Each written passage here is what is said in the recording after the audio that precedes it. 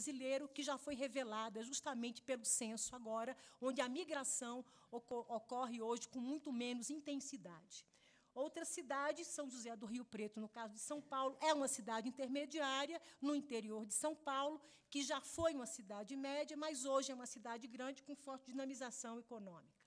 Algumas cidades médias na região nordeste brasileiro, quem não sabe, o Nordeste é a região mais deprimida economicamente do Brasil e está vivendo hoje também, tá certo, uma melhoria, digamos assim, do seu crescimento econômico, comparando com os outros municípios do Centro-Sul. Outra cidade, essa cidade é uma cidade do Mato Grosso, que foi criada nos anos 70, é onde se observa as maiores taxas de crescimento demográfico, tá certo, e um dos maiores PIBs do Brasil. É uma cidade que vive do agronegócio. Essa cidade, hoje, em função do petróleo na costa do Nordeste, vive também um dinamismo importante do ponto de vista demográfico e econômico. E apenas, rapidamente, para destacar aqui alguma avaliação sobre a questão da gestão urbana, eu gostaria de dizer que nós temos que enfrentar o crescimento urbano. Hoje, a partir da palestra da nossa ministra aqui da Colômbia, que eu achei interessante, e a pergunta dela foi a seguinte: será que nós temos que continuar investindo para superar o déficit habitacional? A minha resposta, a minha avaliação é que sim. Eu acredito que os municípios têm que aprender a gerir a dinâmica da urbanização, os municípios têm que aprender a acomodar a migração, não é? Porque, se isso não ocorre, nós já sabemos aqui os grandes resultados de políticas inadequadas, de controle excessivo do crescimento, que, no caso brasileiro, nós temos muitos exemplos que mostram que não foi a política mais adequada. Ficar simplesmente, quer dizer, regulando de forma excessiva, não é? E não aceitando o crescimento urbano, não é, digamos assim, a melhor política a ser adotada. Nós vimos na palestra também do Eduardo Gleice pela manhã, no sentido também de interagir, não é, com o desenvolvimento econômico.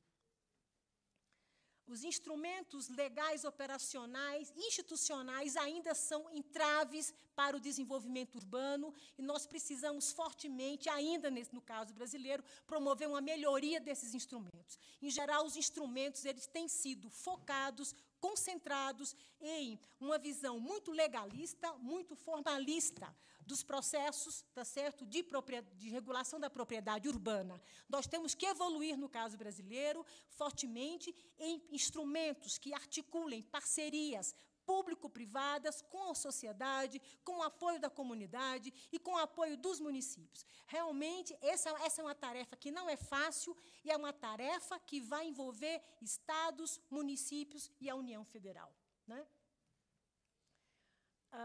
Aqui, rapidamente, já estou no meu tempo basicamente superado, eu preparei a palestra para meia hora, mas não tem problema, vamos concluindo já.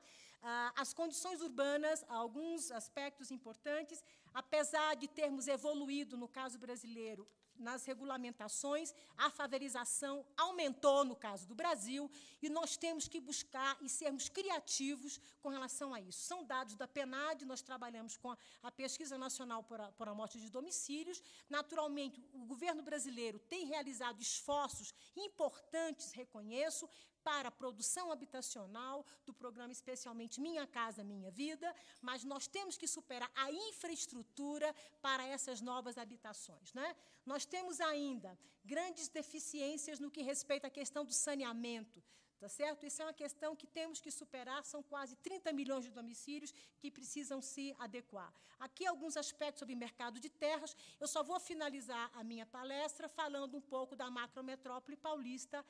Isso aqui são alguns aspectos ainda relacionados à favelização no Nordeste brasileiro, a questão da sustentabilidade ambiental, a verticalização que nós temos que superar nas nossas favelas, não é?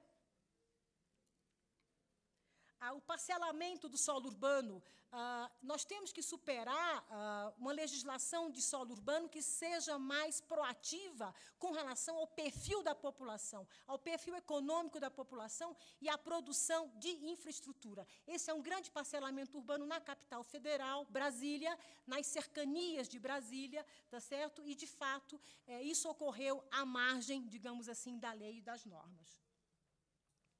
A macrometrópole paulista ela é constituída por 4 regiões metropolitanas. Eu já citei alguns dados aqui, cerca de 30 milhões de habitantes, envolve a região do litoral, onde nós temos hoje grande parte da exploração do petróleo, com descobertas importantes que vão impactar fortemente a economia e vão impactar fortemente o território dessa região metropolitana. O Estado de São Paulo, hoje, está envolvido justamente em investimentos de infraestrutura e também no sentido de investimentos em planos e projetos de habitação para a população de área de risco, para tentar justamente, digamos assim, se preparar para esse grande impacto, não é, que é justamente o impacto dos investimentos, também do governo federal que estão sendo feitos, e também da descoberta do pré-sal, que é justamente a maior descoberta de petróleo que o Brasil teve nos últimos anos.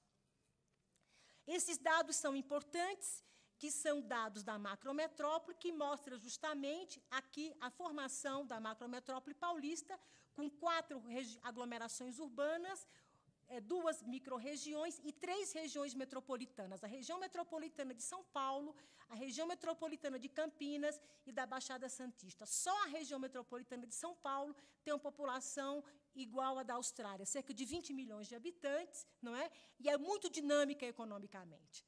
Então, a base de referência do nosso trabalho hoje na Secretaria de Desenvolvimento Metropolitano é a macrometrópole paulista, e, para isso, nós criamos institucionalidades novas, no caso do Estado de São Paulo, como foi falado muito bem pelo meu antecessor, palestrante. Nós estamos hoje constituindo agências metropolitanas em cada uma dessas 3 regiões, com fundos de investimentos específicos e também com um comitê, não é, de representantes, de secretários estaduais das áreas mais, digamos assim, estratégicas do Estado, para tentar promover o desenvolvimento e investimentos articulados com os municípios. Esse foi um tema muito importante hoje, durante todo o dia. Como os municípios podem se articular visando o desenvolvimento regional. Nós temos que superar, tá certo? Mesmo o Brasil sendo uma federação,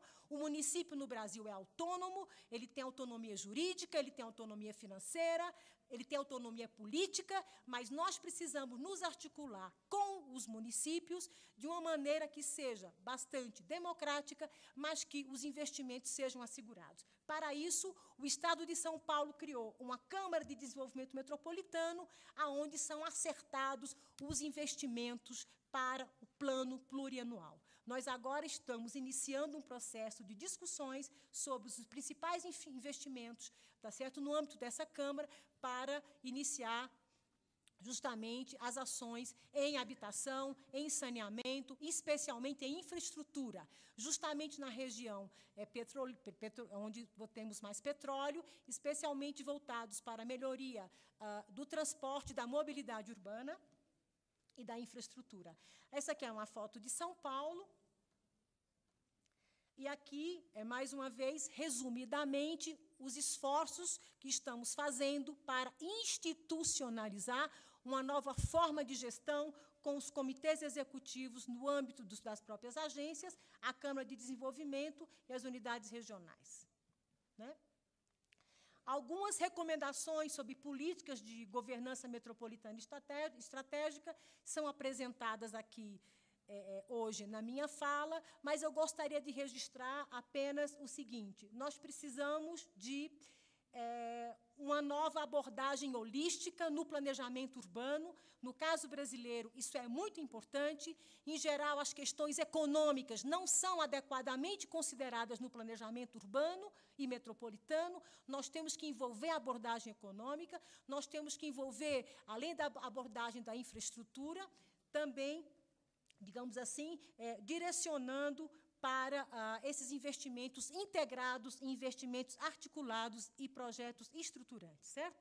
No caso da Constituição de 88, eu já falei rapidamente aqui, ela traz a nossa Constituição, os principais elementos para uma política urbana, mas ela transferiu totalmente a responsabilidade da política urbana para os municípios. E esse é o grande desafio que nós temos no Brasil, e transferiu para o plano diretor. Ou seja, se o plano diretor, o plano territorial do município não estiver, digamos assim, refletindo as necessidades da população e as demandas da população, tá certo? Infelizmente, nós vamos ter um problema muito sério, porque toda a responsabilidade foi passada para o plano diretor.